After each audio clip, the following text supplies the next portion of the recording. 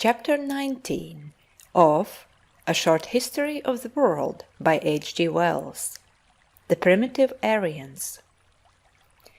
4,000 years ago, that is to say about 2000 BC, Central and Southeastern Europe and Central Asia were probably warmer, moister, and better wooded than they are now.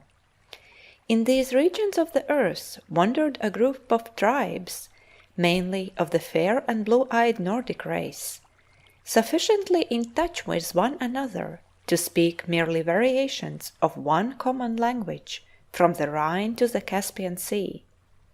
At that time they may not have been a very numerous people, and their existence was unsuspected by the Babylonians to whom Hammurabi was giving laws, or by the already ancient and cultivated land of Egypt, which was tasting in those days for the first time the bitterness of foreign conquest. These Nordic people were destined to play a very important part indeed in the world's history. They were a people of the parklands and of the forest clearings. They had no horses at first, but they had cattle. When they wandered, they put their tents and other gear on rough ox wagons. When they settled for a time, they may have made huts of wattle and mud. They burned their important dead. They did not bury them ceremoniously as the brunette peoples did. They put the ashes of their greater leaders in urns, and then made a great circular mound about them. Those mounds are the round barrows that occur all over North Europe. The brunette people, their predecessors, did not burn their dead, but buried them in a sitting position in elongated mounds, the long barrows. The Aryans raised crops of wheat, ploughing with oxen, but they did not settle down by their crops. They would reap and move on. They had bronze, and somewhen about 1500 BC they acquired iron. They may have been the discoverers of iron smelting, and somewhen vaguely about that time they also got the horse, which to begin with they used only for draught purposes.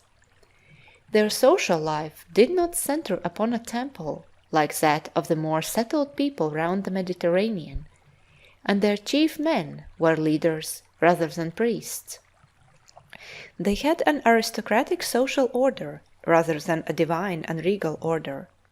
From a very early stage they distinguished certain families as leaderly and noble. They were a very vocal people. They enlivened their wandering by feasts, at which there was much drunkenness, and at which a special sort of man, the bards, would sign and recite. They had no writing until they had come into contact with civilization, and the memories of these bards were the living literature. This use of recited language as an entertainment did much to make it a fine and beautiful instrument of expression, and to that, no doubt, the consequent predominance of the languages derived from Aryan is, in part, to be ascribed. Every Aryan people had its legendary history, crystallized in bardic recitations, epics, sagas, and Vedas, as they were variously called. The social life of these people centered about the households of their leading men. The hall of the chief, where they settled for a time, was often a very capacious timber building. There were no doubt huts for herds and outlying farm buildings, but with most of the Aryan peoples this hall was the general center. Everyone went there to feast and hear the bards and take part in games and discussions. Cowsheds and stabling surrounded it. The chief and his wife and so forth would sleep on a dais or in an upper gallery. The commoner sort slept about anywhere, as people still do in Indian households. Except for weapons, ornaments, tools, and such like personal possessions, there was a sort of patriarchal communism in the tribe. The chief owned the cattle and grazing lands in the common interest. Forests and rivers were the wild. This was the fashion of the people who were increasing and multiplying over the great spaces of Central Europe and West Central Asia during the growth of the great civilization of Mesopotamia and the Nile, and whom we find pressing upon the Heliolytic peoples everywhere in the second millennium before Christ. They were coming into France and Britain and into Spain. They pushed westward in two waves. The first of these people, who reached Britain and Ireland, were armed with bronze weapons.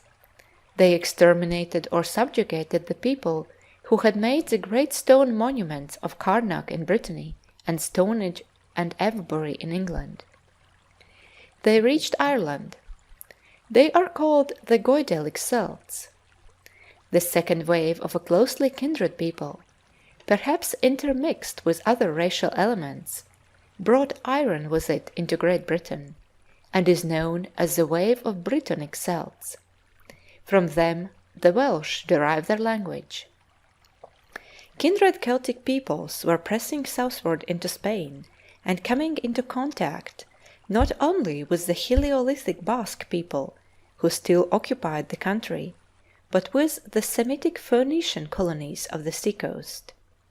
A closely allied series of tribes, the Italians, were making their way down the still wild and wooded Italian peninsula. They did not always conquer. In the 8th century BC, Rome appears in history, a trading town on the Tiber, inhabited by the Aryan Latins, but under the rule of Etruscan nobles and kings. At the other extremity of the Aryan range, there was a similar progress southward of similar tribes. Aryan peoples speaking Sanskrit had come down through the western passes into North India long before 1000 BC. There they came into contact with a primordial brunette civilization, the Dravidian civilization, and learned much from it. Other Aryan tribes seem to have spread over the mountain masses of Central Asia far to the east of the present range of such peoples. In eastern Turkestan there are still fair, blue-eyed Nordic tribes, but now they speak Mongolian tongues. Between the Black and Caspian Seas, the ancient Hittites had been submerged and Aryanized by the Armenians before 1000 BC, and the Assyrians and Babylonians were already aware of a new and formidable fighting barbarism on the northeastern frontiers, a group of tribes amidst which the Scythians, the Medes, and the Persians remain as outstanding names. But it was through the Balkan Peninsula that Aryan tribes made their first heavy thrust into the heart of the Old World civilization. They were already coming southward and crossing into Asia Minor many centuries before 1000 BC. First came a group of tribes, of whom the Phrygians were the most conspicuous, and then, in succession, the Aeolic, the Ionic, and the Dorian Greeks. By 1000 BC, they had wiped out the ancient Aegean civilization, both in the mainland of Greece and in most of the Greek islands. The cities of Mycenae and Tiryns were obliterated, and Knossos was nearly forgotten. The Greeks had taken to the sea before 1000 BC. They had settled in Cretan roads, and they were founding colonies in Sicily and the south of Italy, after the fashion of the Phoenician trading cities that were dotted along the Mediterranean coasts. So it was, while Tiglath-Pileser III and Sargon II and Sardanapalus were ruling in Assyria and fighting with Babylonia and Syria and Egypt, the Aryan peoples were learning the methods of civilization and making it over for their own purposes in Italy and Greece and North Persia. The theme of history from the 9th century BC and onward for 6 centuries is the story of how these Aryan peoples grew to power and enterprise, and how at last they subjugated the whole ancient world, Semitic, Aegean, and Egyptian alike. In form the Aryan peoples were altogether victorious, but the struggle of Aryan, Semitic, and Egyptian ideas and methods was continued long after the sceptre was in Aryan hands. It is indeed a struggle that goes on through all the rest of history, and still in a manner continues to this day.